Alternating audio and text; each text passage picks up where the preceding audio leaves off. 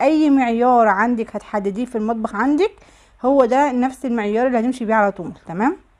كوبايه وربع زيت، يبقى كوبايه وربع من عندك، اي كوبايه بقى عندك، عايزه كوبايه كبيره كوبايه صغيره كوبايه وسط، مفيش مشكله، احنا مش هنختلف عليها، المهم ان هي كوبايه وربع. تمام. وهنحط حوالي نص كوبايه من ربع كوبايه من الكرول.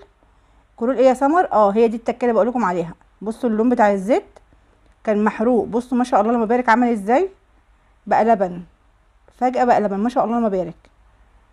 الكرول عمل اختلاط بالزيت اداله على طول بياض ما شاء الله لما بارك، حاجه جميله جدا.